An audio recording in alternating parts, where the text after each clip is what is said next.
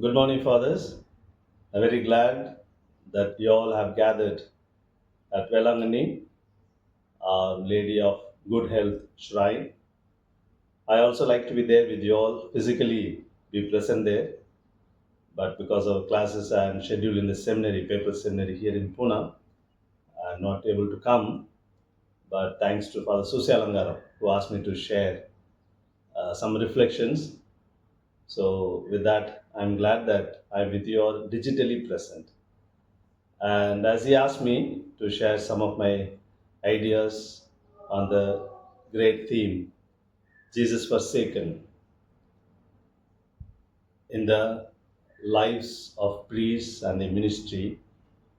And as we all know, it's a very important favorite theme for the Focolare Movement. So I'm glad to share some of my reflections on the theme Jesus Forsaken. In this sharing, I have three parts, so to say. In the first part, I'll begin with some reflections on the theme Jesus Forsaken. Then, I like to share some of my own experiences and how a priest can have this experience of Jesus Forsaken. And finally, if time permits, we can take the example of Father Stan Swami, a Jesuit, who actually gave his life, and he was the one who really felt Jesus forsaken in his life. So, this is the plan of my sharing. For Jesus forsaken, that is Jesus on the cross, who feels isolated, abandoned. We have the gospel references to that: Matthew chapter 27, verse 46, and Mark's gospel 15:34, where Jesus cries out to his Father, my God, why have you forsaken me? One can easily see a reference to the Old Testament, Psalm 22, where we find a prophetic lament expressing deep suffering and a sense of abandonment, but it ultimately turns into hope and trust in God. The implications of cry of Jesus on the cross are really deep and very heart touching. And as we know, for the Focolare movement, this Jesus forsaken concept is very important theme for the spirituality of unity. Why? Because it gives us the roots of unity. All of us, everyone, at some time or the other, has this experience of being forsaken in our lives. Again, we are called to embrace suffering. It makes us aware of the need of embracing sufferings in our lives and struggles, especially in our relationships. And this theme, Jesus Forsaken, enables us to love God, to love one another, even in our difficulties and challenging moments as well. And Jesus Forsaken invites us to find God in our brokenness, in our sense of abandonment, in a sense of isolation.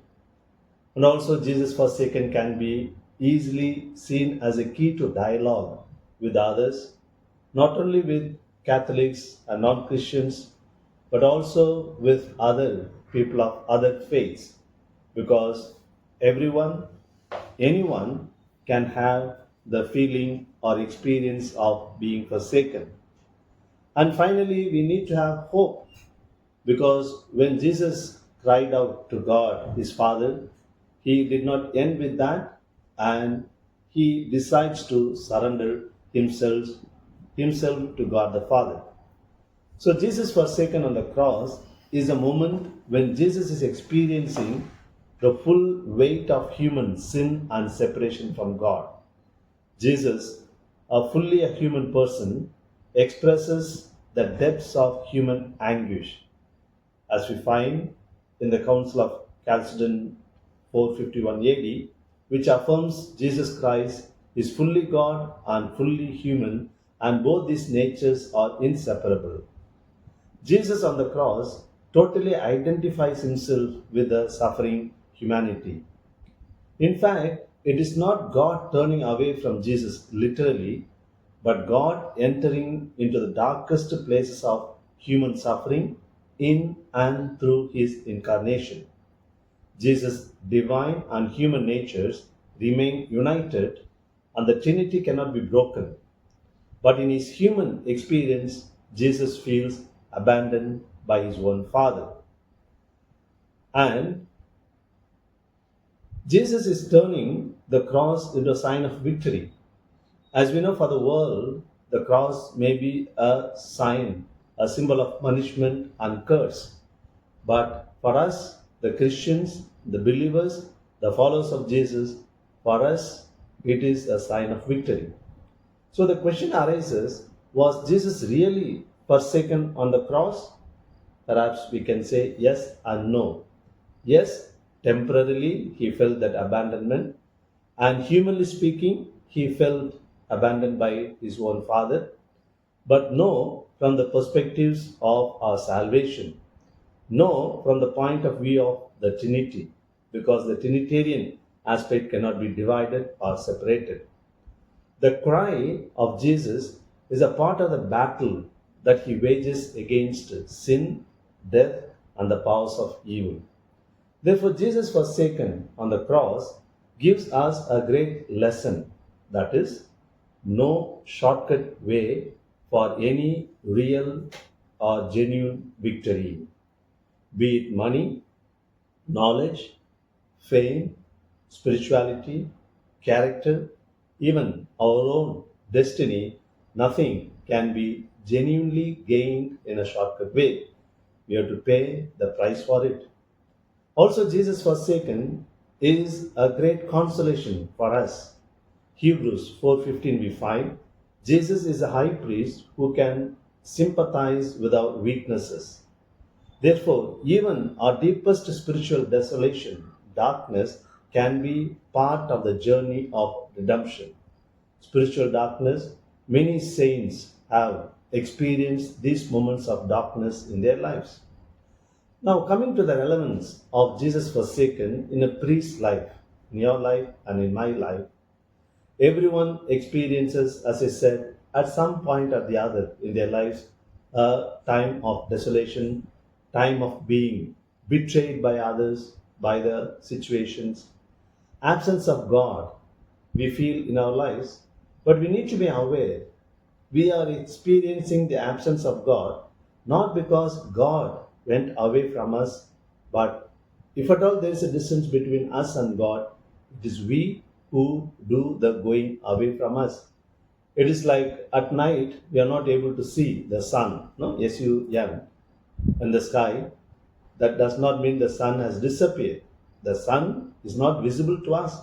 The same sun is in full glow, shining brightly at the other part of the globe.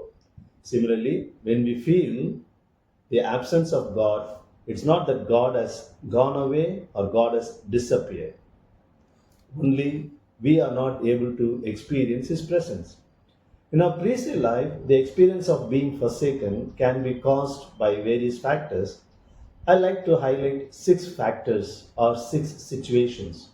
One, the feeling of being forsaken in a priestly life can be caused by one, superiors, two, companions, three, people at a ministry places, four, socio political situations, five, our own health issues, and six, our own conscience.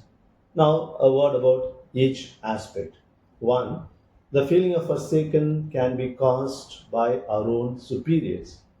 When we find or experience a lack of recognition or appreciation from our superiors for all the works that we do, naturally we feel forsaken.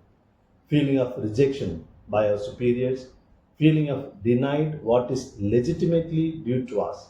Supposing after 5 years in a particular place, I need to be transferred. Nowadays, especially we speak about no class A parishes, class B, class C. Those who are in A come to B, those who are in B come to C, and C come to A. Suppose my this time the transfer is due to go to a sort of A sort of parishes group, but I'm not given. So what is legitimately due to me? If I'm not given that, that can easily cause a feeling of forsaken.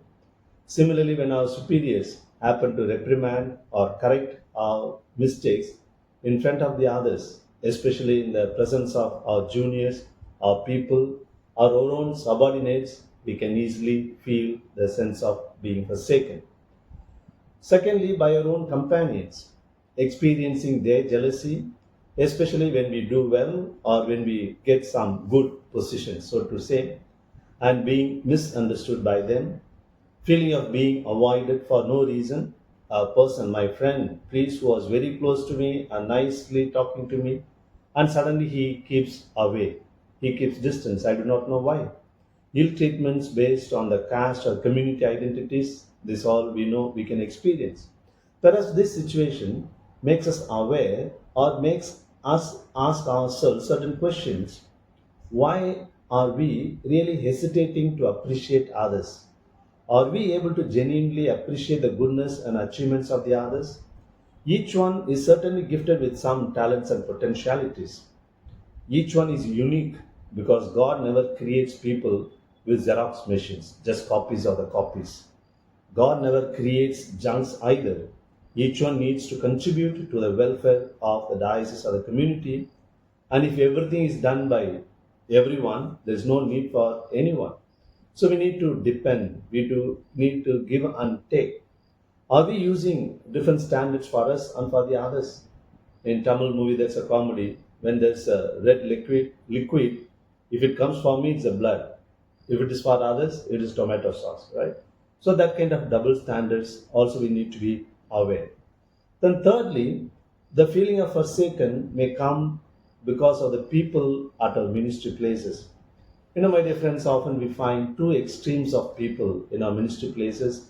Some are extremely loving and the others are deeply troublesome. I think, in my opinion, both are not good and healthy because when they are extremely loving, you feel bound to go out of your way to do something, sometimes illegal means also.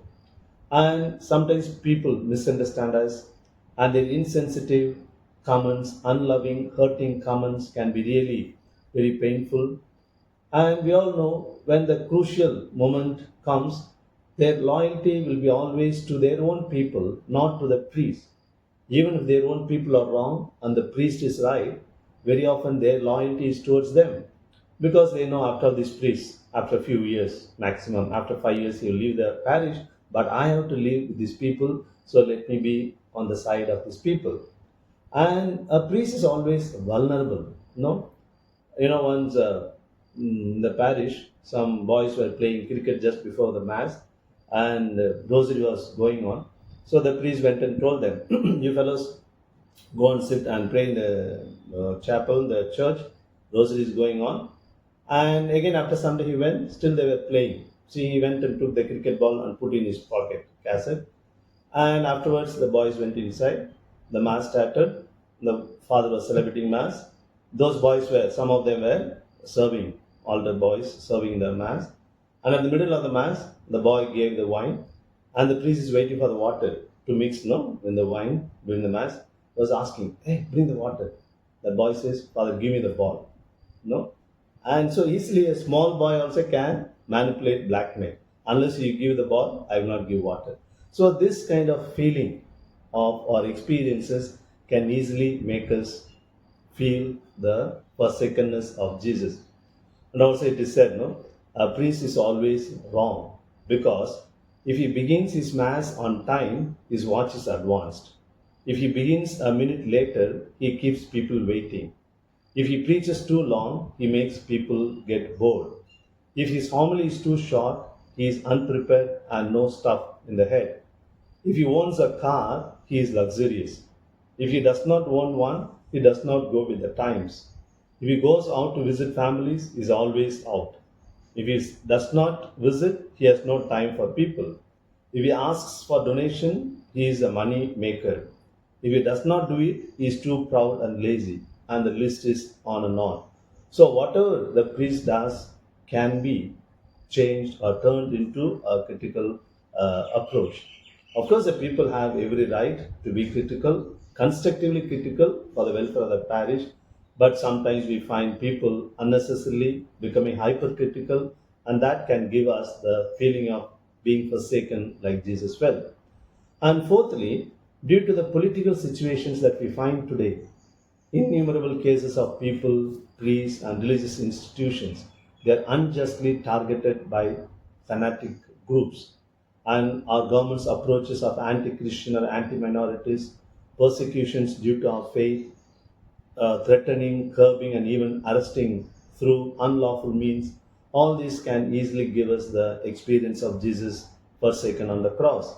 An example, as I mentioned in the beginning, from our own times, that is Father Stan Swami, a Jesuit, who died in the year 2021, 5th July. Recently, we celebrated the 4th anniversary of his death. If there is some time, we can play a short video on Father Stan Swami. On the fifth one, due to our own health issues, some health issues are always troubling us, especially as we advance in our age. In spite of our being very careful, some health issues are there. Deeply troubling questions: why to me, O Lord? I am not able to do my ministries as effectively as before. Even the fact of aging, the only thing that we all do since our very birth is aging, whether we want it or not. We need to learn, of course, to grow old gracefully and gratefully. Here, as I like to mention about my experiences of sickness and healing during the time of COVID, you know, I was angry with myself. Why this big sickness to me? And we see many people getting this COVID, and even without going to the hospital, they got well and got back to the ministry. But I was suffering. 1 week in Trichy Hospital, then again 6 weeks in Bangalore St. John's Hospital. So I was having pain with every injection. The whole of my body was pricked with injection for blood test and this test and that test. And of course, the fear of death, right? Because a few deaths took place around my bed because of heart failure and so on. And negative thoughts whether I'd be able to walk and talk and preach and teach at all in my life. Unnecessary expenses for the diocese and the seminary, that was also troubling me, because usually I don't waste anything. Even electricity, water, I'm so particular and careful not to waste it. But here, unnecessary lakhs of rupees for the diocese and also for the seminary. And feeling bad that I was troubling others, especially my brother. Many of you fathers know my brother John Brito. He was with me all the 6 weeks, and after that also he took care of me. He was there, so I was thinking, why to trouble him unnecessarily? He had his own office to go, he had his family to look after, and so on. And while recovering at the bishop's house, 2021, August, September, I was at the bishop's house recovering. I used to hear the cathedral mass taking place. I used to think all these priests nicely celebrating mass, interacting with the people. Here I am lying alone in this bishop's house. So this kind of feelings were there. But however, in spite of all these things, the COVID experience was a great moment for me to realize the love and mercy of God, to realize how so many people cared for me, prayed for me. In fact, some of my friends jokingly they said, for the first time in my life, I prayed, and that is for you, Stephen. That's where God heard our prayer. He said, my students, my own family people, friends, relatives, and all over the world, in fact, wherever I went for ministries. So all this experience, really beautiful experience, and I cannot narrate all that experiences. It is there in the YouTube, 2 or 3 sharings there with the title, I will see you in the ICU. Another short video is there, I will see you in the ICU. That is again 21 minutes. And on 21 May 17th, our seminary conducted a prayer meeting for my recovery. That was the day I was put on ventilator in St. John's Hospital, and that was my birthday also. And it was very crucial. All my father, some of the students, and joined online. They prayed for me. I gave all these YouTube links in my talk. You can see in your free time. You can see. So COVID for me personally, on the one hand, Jesus felt forsaken. I also felt forsaken. Luckily for Jesus also, it ended up with the resurrection. And for me also today, by God's grace and all your prayers and blessings, I'm able to do my ministry, whatever I'm doing. Now, coming back to the point, number 6, the feeling of forsaken of Jesus we can have caused by our own conscience. What do I mean by that? See, unnecessary guilt, conscience, or scrupulosity. See, positive guilt conscience is good in the sense that enables us not to commit the same mistakes again, but unnecessary guilty conscience, brooding over the past mistakes, disappointments, lost opportunities. When a person is really feeling guilty to the extent of losing all hope, that shows that he or she is not trusting the forgiving mercy of God. So God's forgiveness is always there. And again, we can make easy compromises and justifications in our lives, and that also can lead us to the feeling of forsaken, a subtle sense of arrogance. In fact, I am convinced every bit of arrogance is always a result of ignorance. Finally, my dear friends, Jesus forsaken teaches several facts of life. Jesus' agony on the cross would have been a disgusting failure, would have been a great disaster if Good Friday had not been followed by the Easter Sunday.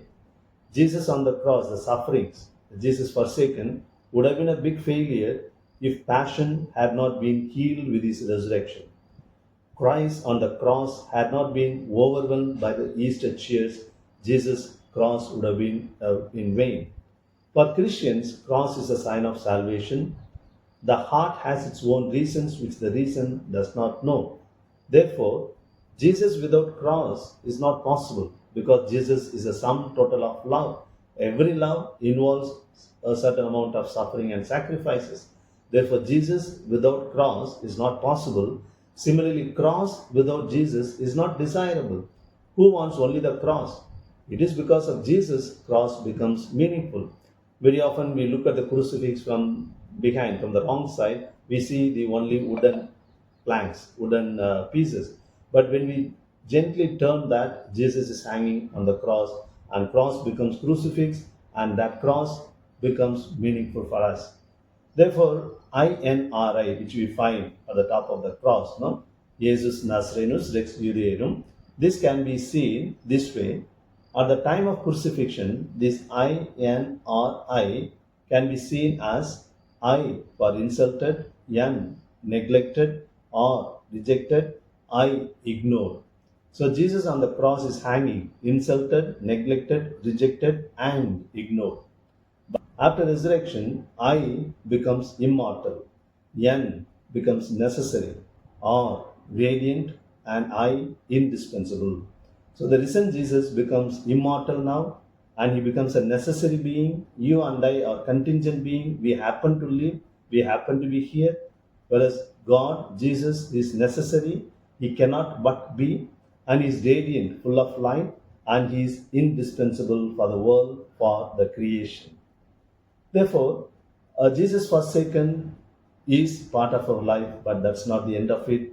As in the case of Jesus, it ended with the resurrection. In our lives also, it can lead us to a hope. The most disturbing difficulty with our priesthood is we never get a confirmation certificate directly from God about our vocation. For any job, when we go, the higher authorities give an appointment letter that you are appointed, you are so and so.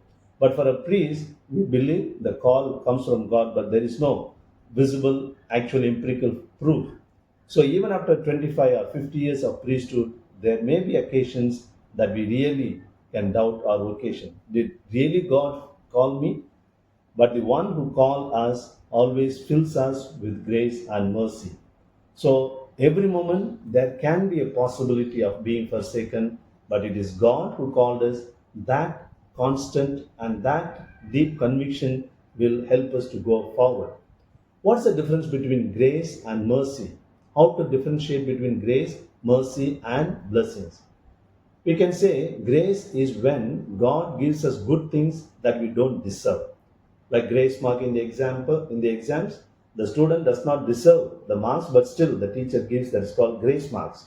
So grace is when God gives us good things which we don't deserve. Children, when they do some mischiefs, parents just forgive them or just close their eyes. So the children deserve punishment. Out of mercy, the parents leave them without punishment. So mercy is when God spares us from bad things we deserve. Blessings are when God is generous with both. So God is always generous with both. Therefore, finally, Jesus forsaken assures that our priesthood is a mixture of both grace and mercy, and therefore it's a blessing. And finally, my dear friends, Stanislas Lur Swami, we know he was born in the year 1937 at Viragular village near Tiruchirappalli, not far from the place where you are. And he was arrested in Jharkhand. We all know the history for wrong reasons. And along with him, 15 eminent activists, lawyers, and intellectuals and academicians, about 3,000 young men were arrested.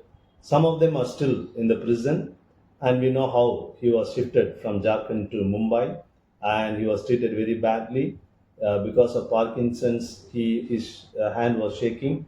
He was asking for a tumbler with a straw to drink coffee or water, but even that was denied.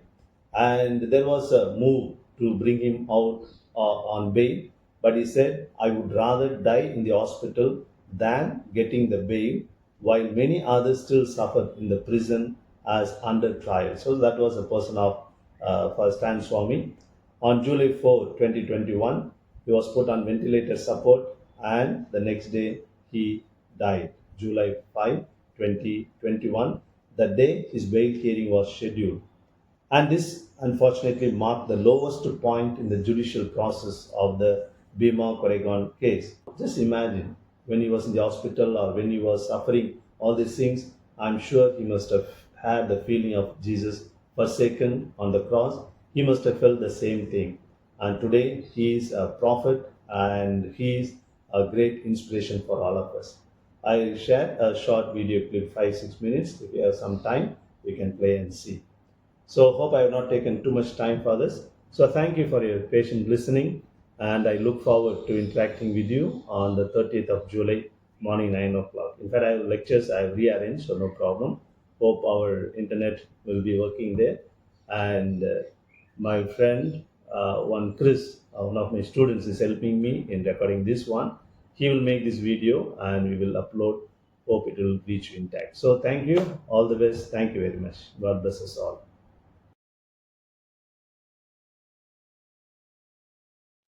Father Stan Swami's life was defined by his unwavering solidarity with India's most marginalized. Born in 1937 in Tamil Nadu, he was shaped by faith and a keen awareness of social inequality. Joining the Jesuit order, he embraced a life of service, guided by the principle of being a man for others. His journey led him from Tamil Nadu to Jharkhand, where he immersed himself among the Adivasi communities. Witnessing their exploitation, he became a fearless advocate for their rights, seeing them as resilient people entitled to dignity and justice. Rather than leading from the front, he walked alongside the Adivasis, empowering them to fight for their own rights. His life became a symbol of true solidarity, action, presence, and unwavering commitment to the dispossessed. In Jharkhand, Father Stan founded Bagaisha, a center for Adivasi empowerment and rights. He educated communities about constitutional protections and the power of the Gram Sabha under the PISA Act. Translating legal jargon, he enabled villagers to challenge illegal land grabs and assert self-determination. He fought against land banks and documented forced displacement and environmental harm from mining. His activism combined legal action, peaceful protest, and dialogue with authorities, always rooted in non-violence. For thousands, he became a respected voice for tribal rights, culture, and identity. Father Stan's research exposed the plight of Adivasi under-trials, many jailed for years without trial on false charges. His study revealed that most accused had no links to Naxalite violence and lacked legal support. He filed a public interest litigation demanding justice and faster trials for these innocents. By challenging wrongful arrests, he confronted the state's misuse of laws like the UAPA to silence dissent. His advocacy brought hope to families, offering legal aid and a voice for the voiceless. This courageous work made him a target, as he exposed uncomfortable truths about the justice system. Justice can be done. Happening to me is not something unique happening to me alone. This is a broader process that is taking place all over the country. We are all aware how prominent intellectuals, lawyers, writers, poets, activists, student leaders, they are all put into jail just because they have expressed their dissent or raised questions about the ruling powers of India. So we are part of the process. As such, in a way, I am happy to be part of this process because I'm not a silent spectator, but I'm part of it, part of the game, and ready to pay the price, whatever be it.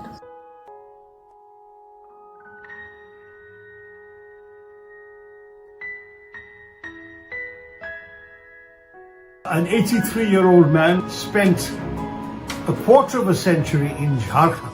Such a person deserves our respect, deserves our support, deserves all the encouragement we can get, because those of us who have a conscience would want to see him succeed in his noble and often thankless task. He has been a person who has been committed to the cause of the indigenous people in India. For all these 50 years in Jharkhand, the state where the majority are indigenous people, they have been deprived of their rights over their land. He has been standing with them to fight for their rights and calling for the state to give them their due rights. This has been his mission. हमारे झारखंड जैसे इलाके में यहाँ के आदिवासियों को, यहाँ के दलितों को मार्गदर्शन करा रहे स्टेन स्वामी को गिरफ्तार किया गया। आज स्टेन स्वामी की बात है, कल आपकी बात है, आपकी बारी आएगी, हमारी बारी आएगी। पिछले 30 सालों से वो आदिवासियों के हक के लिए लड़ रहे हैं। अहिंसा, प्रेम और इंसाफ, यही उनके नारे हैं। Evidence. There is no. He participated in the interrogation. Okay? Completely. There is no allegation that he was not cooperating during the interrogation. Even then, they arrest the man and put him straight inside the jail. He is a leftist. He may be. I see him as a humanist, neither left nor right, working among the poor. Even the Jharkhand Chief Minister and government have lauded the work that Father Stan Swami has done in getting land rights for tribals.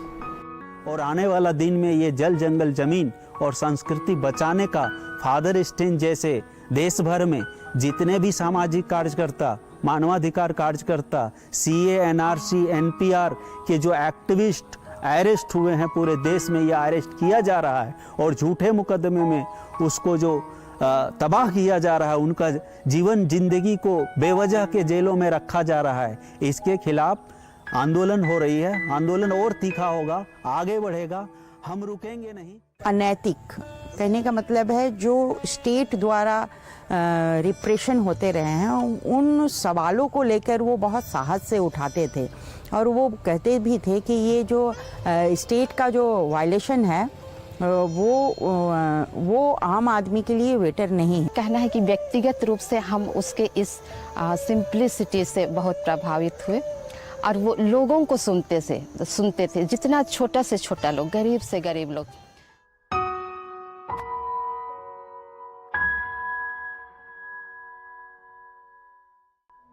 It is very unfortunate and unfair and unjust what has happened to Stan. The young people today should understand that you cannot be talking about the poor with only seminars and conferences. You have to take a stand. And today there is hope for that.